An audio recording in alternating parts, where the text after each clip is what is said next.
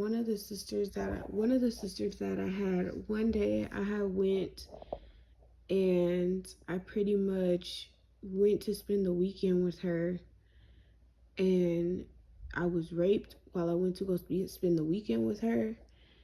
And pretty much she did not believe me that I was raped. Like, she pretty much went and told everybody that I was lying, like that I wanted it. Like, there's so many stories that I can just go on and tell forever and ever and ever, but like the Lord is really telling me right now it's time.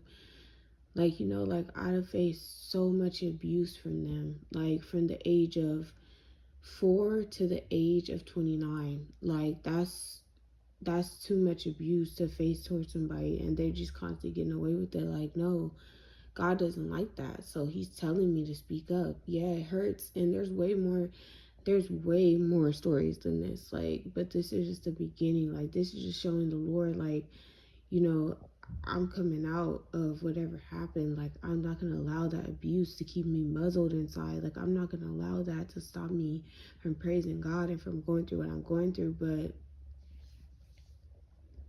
I have a very, very powerful testimony, and I feel like a lot of people can grow from what I've been through. Like, I've been through a lot of abuse. I've been through a lot of sexual abuse. I've been through a lot of emotional abuse. I've been through a lot of financial abuse. A lot of this, like, I would say 80% of the abuse that I've been through, probably 80 to 90% of the abuse that I've been through was all from my family. All the abuse that I've been through was pretty much from my family. Like, they, like, literally would do things to me, and it would be like I would never say anything about it because I didn't know if anybody was going to believe me. Like, or it's like every time that I would try to speak up, like, I was scared to be like, oh, this isn't right.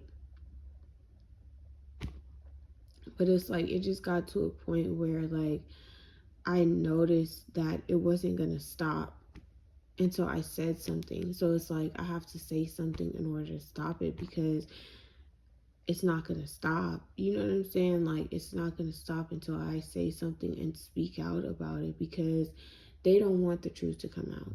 Nobody who does stuff like this will ever want the truth to come out. But now the truth has to come out. Like, it has to be said. I have to be able to live my life. I have to be able to, come out about this. Like, I can't sit around and just let them, you know, live their life like none of this ever happened. You know what I'm saying? When they know that this happened, they know that this affected me. Like, it's to the point where I don't even want to go around certain people because they carry that same spirit. Like, they called me crazy. It was an incident where we went to Miami, and they pretty much tried to leave me in Miami. Like, I went to the bathroom, and I told my sister that I was going to the bathroom, and she pretty much act like she didn't hear me or whatever. I don't know. But when I came out, they were gone. Like, they were gone.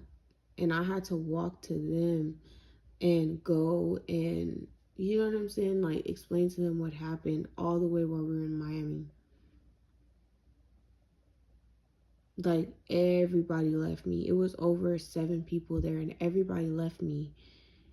Like, nobody was like, oh, where is she at? Where is she at? Like, they didn't even try to look for me. They just kept walking. Like, they just kept walking away. Like, nobody tried to look for me.